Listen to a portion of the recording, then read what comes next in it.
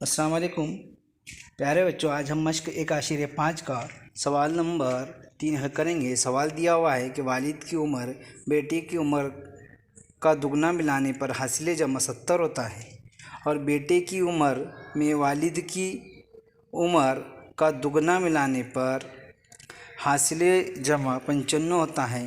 दोनों की उम्रें मालूम कीजिए। फ़र्ज़ कीजिए कि वालिद की उम्र x साल है और बेटे की उम्र y साल है। ये फ़र्ज़ कर सकते हैं। इसी तरह से मसावत बन जाएंगी पहली शर्त के मुताबिक कि शर्त जो दी हुई है कि बेटे की उम्र का दुगना यानी 2y और वालिद की उम्र x साल जमा दोनों का 70 हो जाएंगी। मसावत एक। दूसरी शर्त के मुताबिक कि बेटे की उम्र में दुगना मिलाने पर यानी बाप की उम्र में दुगना और बेटे की उम्र बराबर दोनों की जमा 95 है। मसावत दो। मसावत दो को 2 से ज़रब करेंगे यानी हमें हमजात बनाना होंगी तो 2 से ज़रब करेंगे 4x जमा 2y बराबर 190 हो जाएंगी। मसावत नंबर 3 हो जाएंगी। अब ये बन गई हमजात। तो अब हमजात बनाने के बाद हम मसावत 1 और जो 3 हमजात बन गई हम अब उसे तफरीक करेंगे यानी मसावत 1 और 3 की हम तफरीक करेंगे।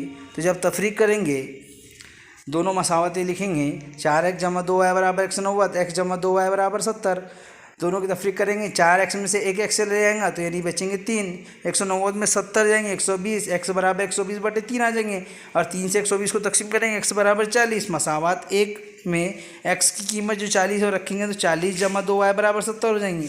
40 और 70 मनफी में आ जाएगा यानी 2y बराबर 70 मनफी 40 हो जाएंगे।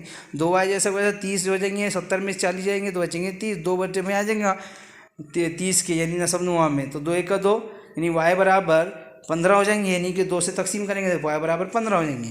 तो जवाब आ जाएंगे कि वालिद की उम्र 40 साल और बेटे की उम्र 15 साल होंगी। तो प्यारे बच्चों, उम्मीद है कि आप इसको समझ गए होंगे। इसी तरह से घर पर भी इसकी अच्छी तरह से मश्क कीजिए।